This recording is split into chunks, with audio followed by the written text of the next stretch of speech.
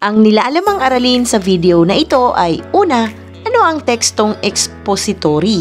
Ikalawa, hulwaran ng tekstong expository sa pagsasaayos ng teksto.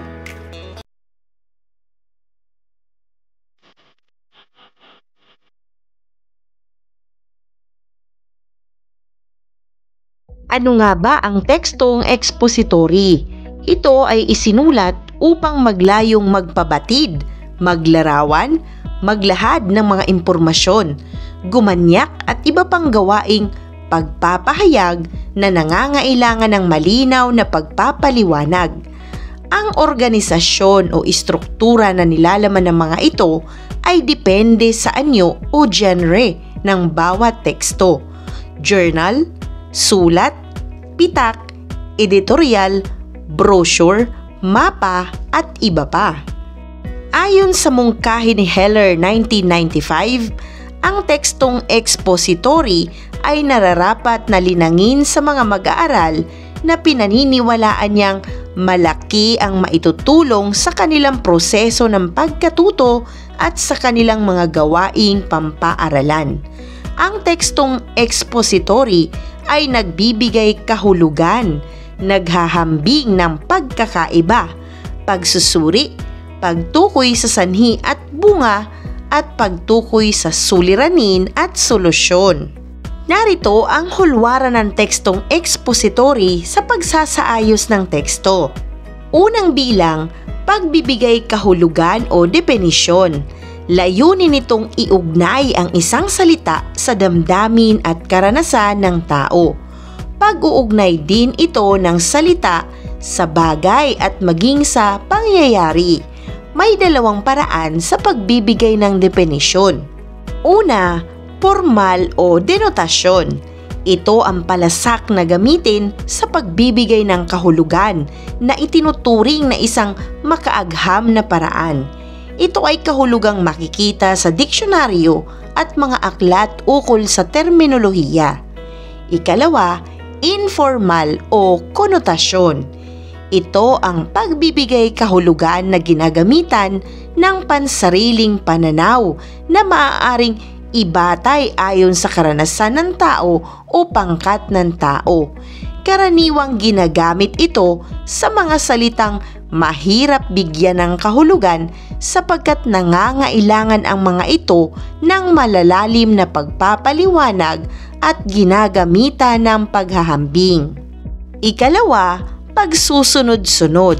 Sa hulwarang ito ng mga organisasyon ng teksto, nabibigyan ng pagtataya o ebalwasyon ng mambabasa kung alam niya kung paano pagsunod-sunurin ang mahahalagang pangyayari sa isang kwento, kung paano dapat pagsunod-sunurin ang mga hakbang na dapat gawin sa isang bagay, pagluluto ng pagkain o di kaya maayos na direksyon.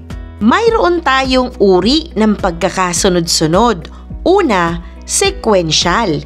Ito ay pagsusunod-sunod ng mga pangyayari sa isang kwento, nobela, talambuhay, dula, balita at iba pa na hahantong sa isang konklusyon.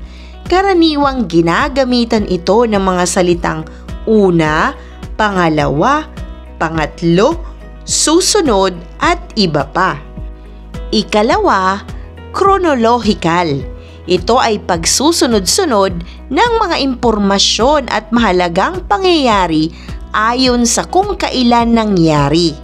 Payak na halimbawa nito ay ang kasaysayan ng isang bansa o mahalagang pangyayari sa mundo.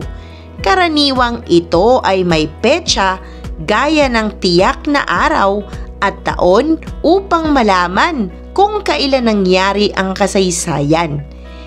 Ikatlong uri, procedural. Ang pagsusunod-sunod ay procedural kung may hakbang o prosesong isasagawa.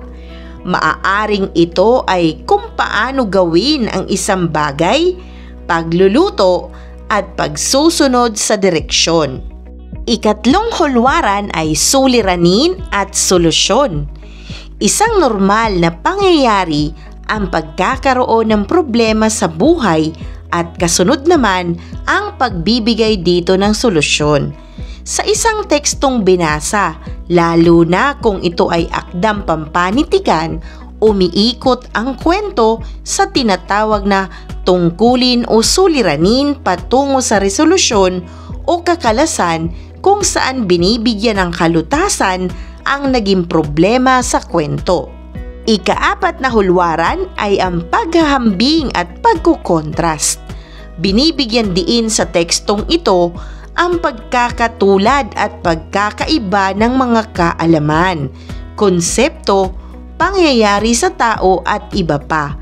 Karaniwang ginagamitan ito ng paglalarawan ukol sa katangian, kalikasan ng mga pinaghahambing at pinagkukontrast upang malinaw na maipakita ang pagkakatulad at pagkakaiba ng mga ito.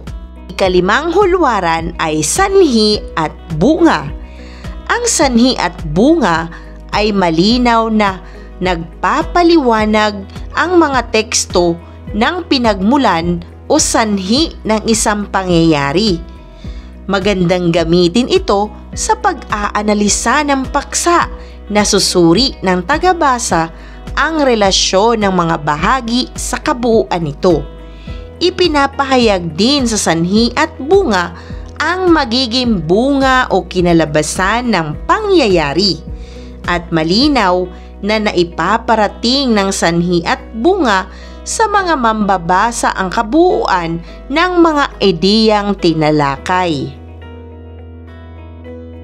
Isang mahalagang aralin muli ang iyong napanood. Maraming salamat sa panonood sa channel na Aralin sa Filipino. Huwag mag-atubiling mag-comment ng inyong tanong, suggestions o paglilinaw ukol sa aralin.